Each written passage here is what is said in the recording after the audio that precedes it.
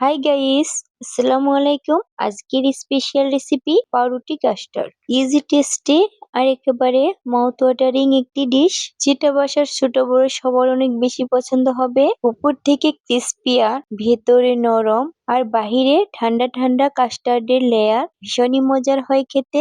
শুরুতেই বলে দিচ্ছি, যারা আমাদের চ্যানেলটিকে সাবস্ক্রাইব করেননি তারা দয়া করে সাবস্ক্রাইব করে দিবেন, আর যারা অলরেডি করেছেন তাদেরকে অনেক ধন্যবাদ। তো চলুন শুরু করা যাক। তো তৈরি করার জন্য প্রথমে আমি নিয়ে নিচ্ছি এখানে 1 কাপ চাউলের গুঁড়া, চিনি দিয়ে দিচ্ছি 1/4 কাপ, আর দিয়ে দিব 1 চিমটি পরিমাণে লবণ। শুকনো উপকরণগুলোকে আমরা চামচের সাহায্যে মিশিয়ে নিব। ভালোভাবে মিশিয়ে নেওয়া হয়ে গেলে এখানে কুসুম গরম পানি দিয়ে পাতলা একটা মিশ্রণ তৈরি করে নেব। এখানে আমরা অল্প অল্প করে পানি অ্যাড করব, তা না হলে কিন্তু মিশ্রণটা বেশি পাতলা হয়ে যেতে পারে। মিশ্রণটা কিন্তু খুব বেশি ঘনও হবে না, আবার খুব বেশি পাতলা হবে না। পাউরুটি যেন মিশ্রণটাকে কোট করতে পারে এরকম ঘন হলেই চলবে। এখন আমরা একটা আঙুল ডুবিয়ে দেখছি মিশ্রণটা কিন্তু আঙুলটাকে কোট করে নিয়েছে, তার মানে আমাদের এই মিশ্রণটা পারফেক্ট হয়েছে। এখানে আমরা মিল্ক ব্রেড নিয়েছি, এগুলোকে একটি নাইফের সাহায্যে 4 পিস করে কেটে নিব।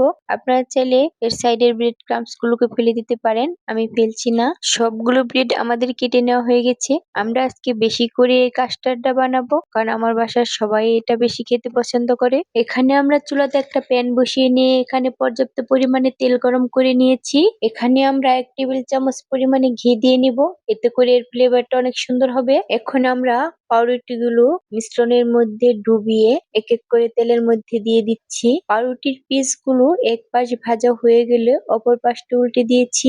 এগুলো প্রায় ভাজা হয়ে গেছে।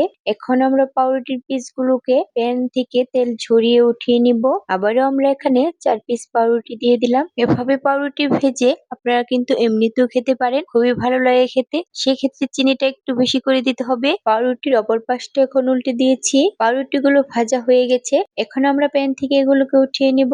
এখন একই প্যানে আমরা 1 টেবিল চামচ ঘি দিয়ে নিচ্ছি। এরপর দিয়ে দিব 2 টেবিল চামচ পরিমাণে চিনি। চিনি দেওয়া হয়ে গেলে এখানে আমরা দিয়ে দিব 1 টেবিল চামচ পরিমাণে পানি। এরপর অপেক্ষা করব চিনিটা মেল্ট হয়ে যাওয়া পর্যন্ত। চিনিটা যখন মেল্ট হয়ে একতার হতে থাকবে তখন এখানে দিয়ে দিব কাজু বাদাম।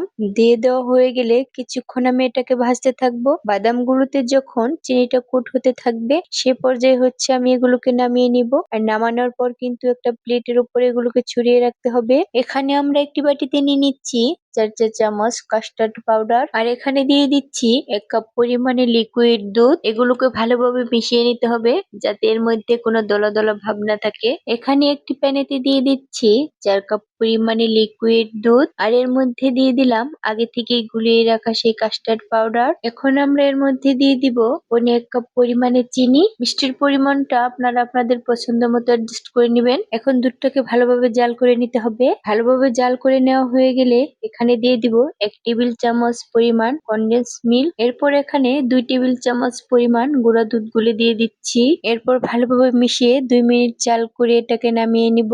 নামিয়ে নেওয়ার আগে আমরা দিয়ে দিব 1 চা চামচ ভ্যানিলা এসেন্স। চুলাটা অফ করে এগুলোকে নামিয়ে নিচ্ছি।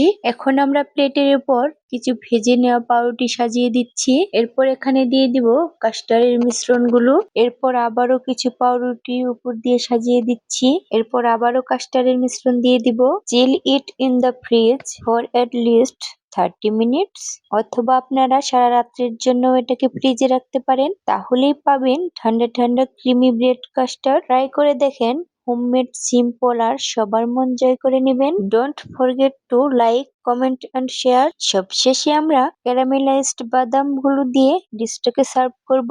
C you in the next yummy recipe. Bye, আল্লাহ হাফেজ।